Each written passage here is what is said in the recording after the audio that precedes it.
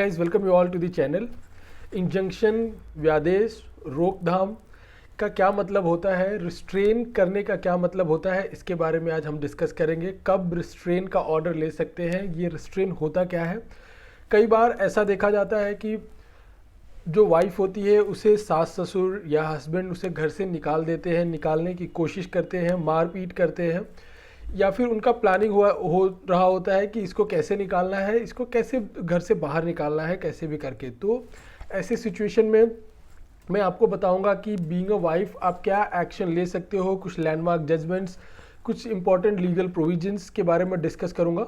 तो वीडियो को स्टार्ट करने से पहले I would like to request, अगर आपने चैनल को सब्सक्राइब नहीं किया है तो please subscribe the channel and video को लाइक और शेयर करना ना भूलें। तो चलिए स्टार्ट करते हैं। तो सबसे पहले जानना होगा right to residence. Right to residence होता क्या है।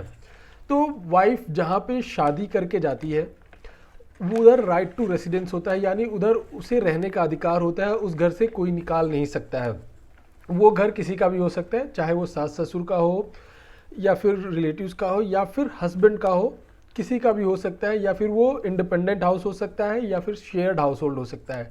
इंडिपेंडेंट हाउस होल्ड मीन्स जहाँ पे सिर्फ हस्बैंड या वाइफ रह रहे हैं। शेयर्ड हाउस होल्ड वो होता है जिधर फैमिली के और लोग रहते हैं, इन लॉज रहते हैं, वो शेयर्ड हाउस होल्ड होता है।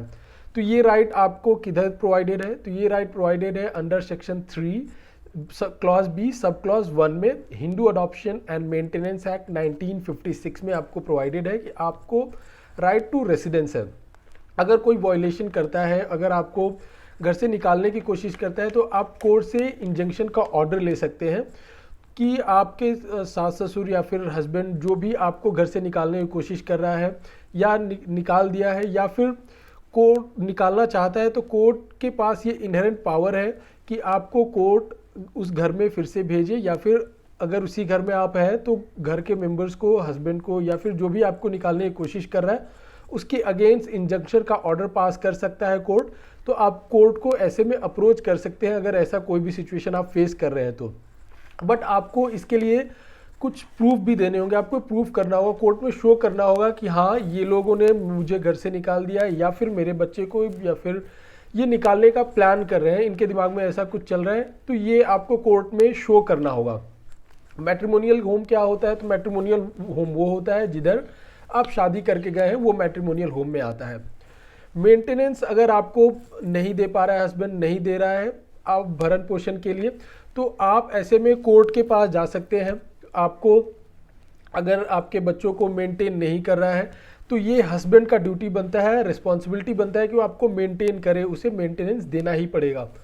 तो मेंटेनेंस, बेसिकली मेंटेनेंस में क्या आता है कि आप किधर फॉरेन कंट्रीज में जाके घूमे या फिर इधर उधर जाके घूमे, उसके लिए आपको पैसे दे, तो नहीं। मेंटेनेंस में बेसिक चीज़ें आती हैं, जैसे फूड, यानी आपके बेसिक फूड की ज़रूरतों को पूरा किया जा सके, क्लोथिंग यानी कपड़े वगैरह की, आपके बच्चों की, रेसिडेंस आपको एक रहने के लिए हाउस होल्ड मिल सके जिधर आप रह सकें, एडुकेशन, बच्चे का एडुकेशन भी मेंटेनेंस में कंसीडर होता है, मेडिकल ट्रीटमेंट आपको और आपके बच्चे के लिए जो भी मेडिकल ट्रीटमेंट का खर्चा लगता है ये भरण पोषण यानी मेंटेनेंस में आता है। मेंटेनेंस के लिए आप सेक्शन 125 के अंडर में CRPC सेक्शन 125 के अंडर में कोर्ट को अप्रोच कर सकते हैं।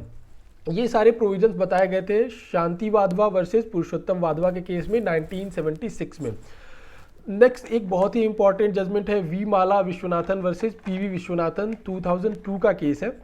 इसमें इंजंक्शन के पावर को बताया गया है कि कोर्ट के पास, कैलकाटा हाई कोर्ट ने बताया था कि कोर्ट के पास इनहेरेंट पावर है कि अगर हस्बैंड, सास ससुर या फिर और कोई फैमिली मेम्बर आपको बाहर निकालने की कोशिश करता है या फिर बाहर निकाल दिया है, तो उसके अगेंस्ट में कोर्ट से आप रिस्ट्रेनिंग ऑर्डर ले सकते हैं, इंजंक्शन ले सकते हैं, कोर्ट इंजंक्शन का ऑर्डर पास कर सकता है। तो ये कोर्ट के पास कौन से सेक्शन में पावर है, तो ये कोर्ट के पास पावर है under rule 39, order 39 rule 1 and 2 of CPC यानी सिविल प्रोसीजर कोड 1908 के अंडर में।